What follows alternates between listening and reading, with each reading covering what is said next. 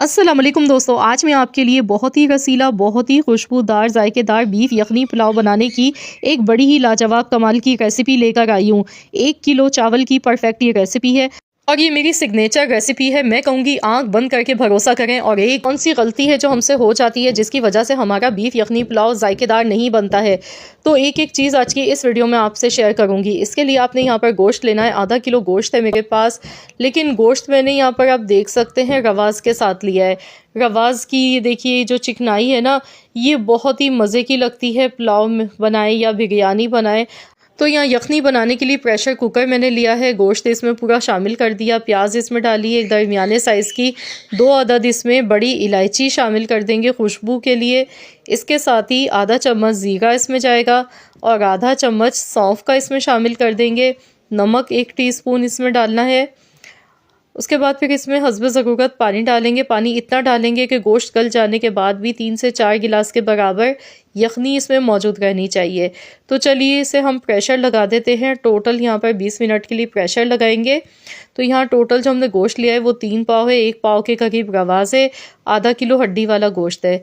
तो यहाँ पे आप देख सकते हैं गोश्त अच्छी तरह से गल चुका है और यखनी भी देखिए इसमें 3 से 4 गिलास के बराबर मौजूद है।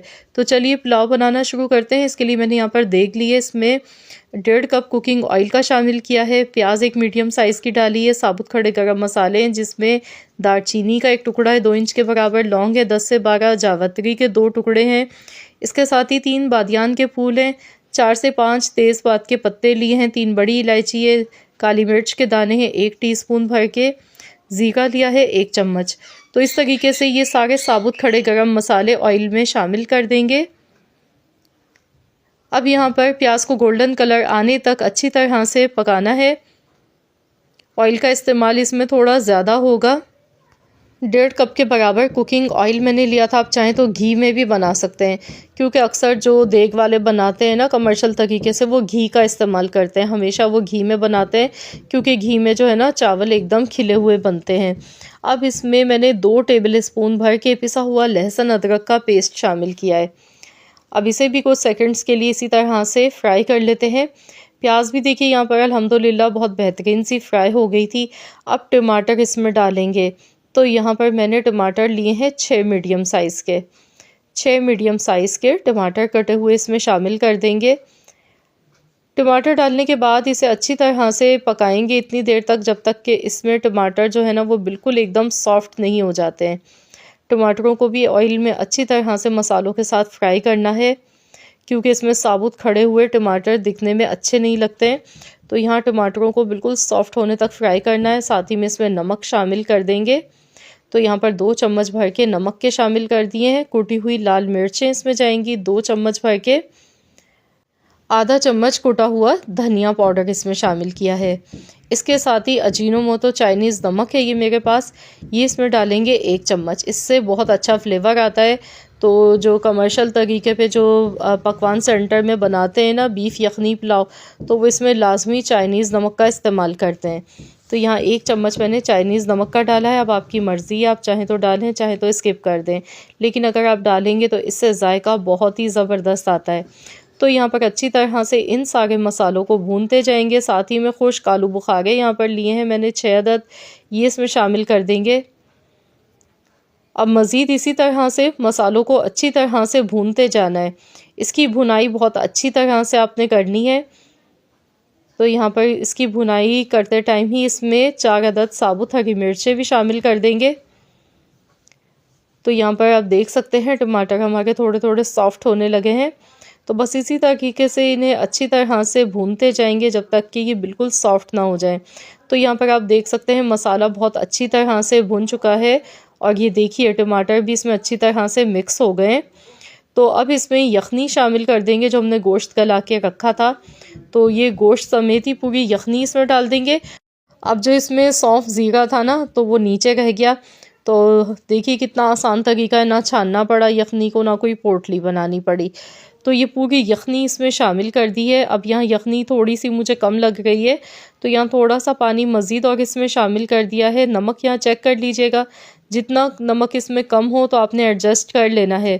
तो यहाँ पर नमक काफ़ी इसमें कम था, 1 चम्मच नमक का मज़ीद और इसमें शामिल कर दिया है मैंने। अब इसमें थोड़ा सा केवड़ा एसेंस जाएगा खुशबू के लिए, ये बहुत ही अच्छा लगता है। चावल मैंने यहाँ पर लिए हैं 1 किलो बासमती चावल हैं। चावल को मैंने आधे घंटे पहले भिगो कर रख दिया था। चावल अच्छी तरह से भीग चुके हैं। बासमती चावल आपने लेने हैं, सेला चावल का इस्तेमाल आपने इस रेसिपी में नहीं करना है। तो यहाँ पर पहले से भीगे हुए चावल इसमें शामिल करने हैं।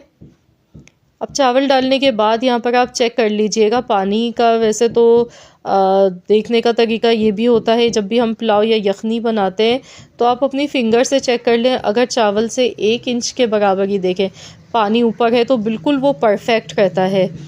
तो यहाँ पर अब इसे पकाएंगे इतनी देर तक जब तक कि इसका पानी थोड़ा खुश्क नहीं हो जाता है। तो यहाँ पर आप देख सकते हैं अल्हम्दुलिल्लाह, ये देखें अभी इसमें खुशबू इतनी अभी से ही आ गई है, बहुत बेहतरीन सी खुशबू आ गई है इसमें जो हमने मसाले इस्तेमाल किए हैं। अब इसमें 1 गड्डी पुदीने के पत्ते इस तरह से शामिल कर देंगे तोड़ के। साथ में 8 से 10 साबुत हरी मिर्चें इसमें शामिल करनी है और इसे अच्छी तरह से मिक्स कर लेंगे। तो यहाँ पर देखिए चावल अभी हमारे काफ़ी कच्चे हैं, 70% ही कुक हुए हैं चावल। तो मैं यहाँ पर इसे कवर लगा दूँगी, ढककर इसे 10 मिनट के लिए हम पकाएंगे।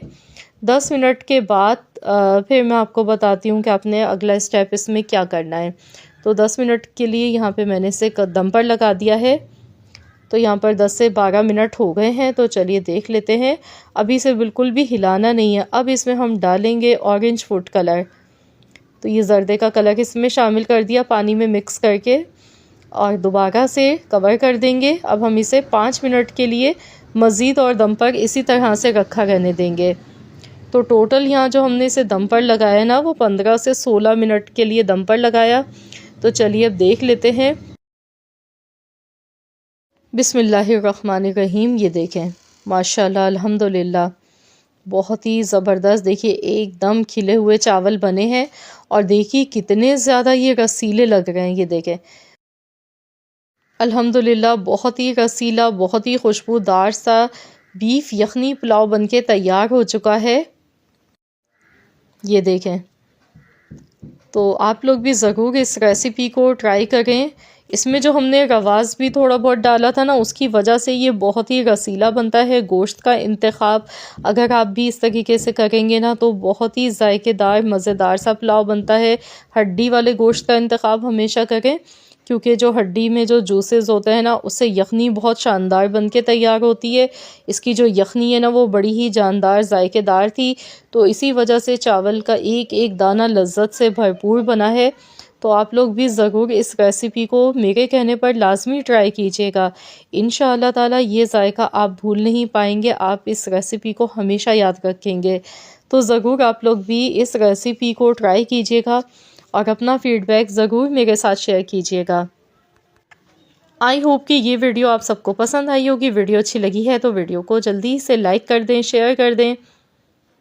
चैनल पर नए हैं तो चैनल को भी ज़रूर एक बार सब्सक्राइब कर लीजिएगा और साथ ही में दिए गए बेल आइकॉन को प्रेस कर दीजिएगा, ताकि आपको मेरी हर नई आने वाली वीडियो का नोटिफिकेशन सबसे पहले फ्री में देखने को मिल सके। मिलते हैं इंशाअल्लाह ताला एक और वीडियो के साथ।